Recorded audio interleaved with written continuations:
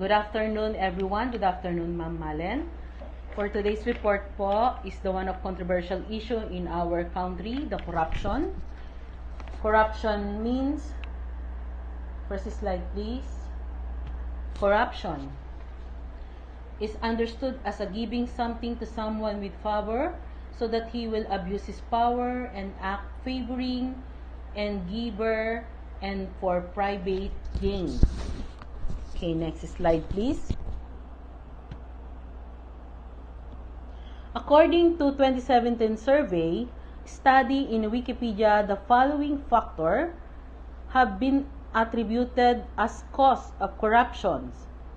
What are the cause of corruption? Greed of money, desires, high level of market, political monopolization, low levels of democracy, weak civil participation, and low political transparency.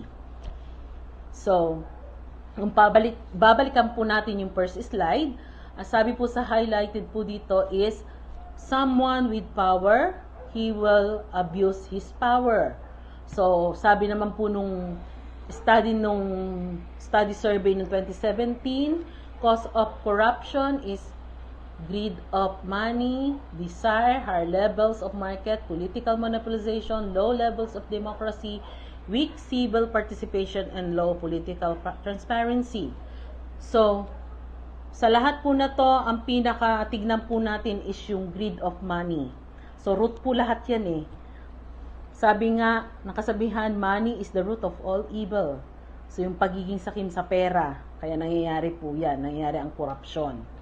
So, kung ikaw ay nasa kapangyarihan at yung desires mo is negative or evil desires, yun nga yung dumarating sa punto na na-abuse mo na yung power mo kasi nagagamit mo na sa maling paraan.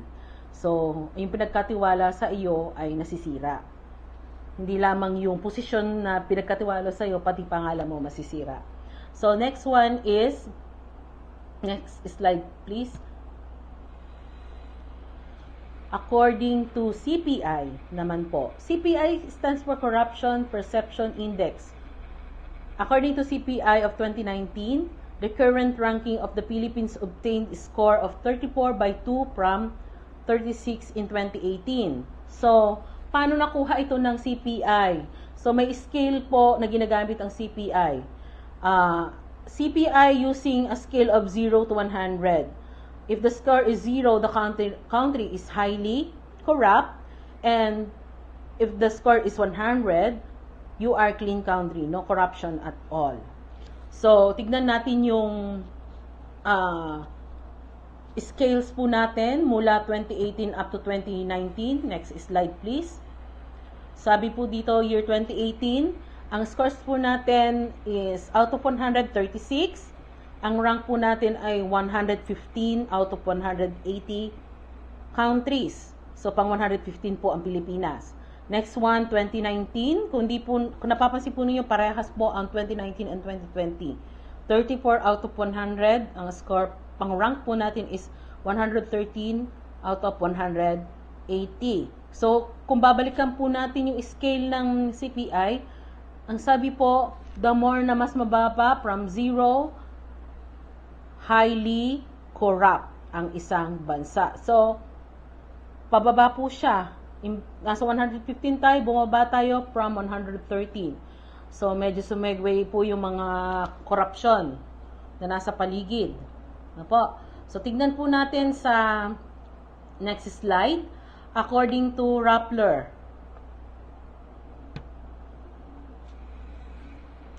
the Philippines further dropped 2 places in Transparency International's Corruption Perception Index in 2020 during the coronavirus pandemic. Pandemic pa naman po. With a score of 34, the Philippines ranked 113th out of 180 countries and territories, while this was the country's same score in 2019. Its 2020 rank dipped from 113 in the previous year. It is now the country's lowest rank recorded since 2012. So, pinaka lowest rank daw po kasi nagsunod halos from 2019 to 2018. 2018. Okay, next slide, please. Okay. There are 4 forms of corruption. What are the 4 forms of corruption? Okay. Forms of corruption, first is fraud, embezzlement, nepotism, cronyisms, and graft. When we say fraud, next slide please.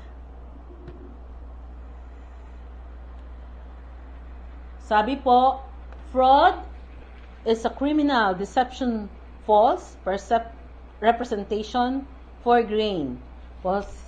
Ang fraud daw po ay ang panluloko at pandaraya. Ano po? Next form po is embezzlement. The embezzlement is the diversion of goods to one's own use. So, embezzlement daw po ay ito yung pangungurakot. So, magkapatid po yan, si fraud at sa embezzlement. Nanloloko, nandaraya, nangungurakot. So, next one. Third one is nepotism, cronyism. Ito po, hindi po lingid po ito sa lahat na cancer na po sa atin tong nepotism and cronyism. Appointing, favoring friends and relatives. So, ito yung tinatawag na padrino system.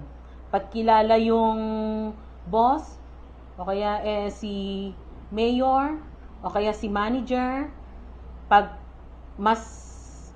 nag-apply ng trabaho, for example, mas tinatanggap si kumare, si kumpare, yung kadugo, yung kaibigan, kaysa dun sa taong mas deserve sa qualification, sa true qualifications. Ano po? Kasi yung sa na-earn niya merit, syempre, at yung kanyang experience, ano po?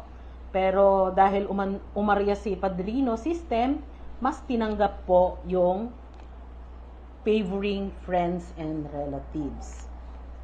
Next one. Next slide, please.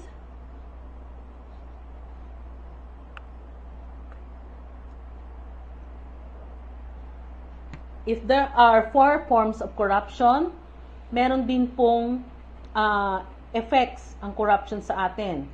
So, first effects is corruption makes society unfair. So, nagiging unfair daw ang corruption sa atin dahil you hurt ethnic and political minorities, denies the poor their shares, and increase poverty. So, sa lahat po na ito, mas naapektuhan po ang taong bayan, lalo na po yung mga mahihirap. Sabi nga dito, ang affected daw po ay, at ang nagsasuffer po nito ay yung mga poor people ng isang bansa.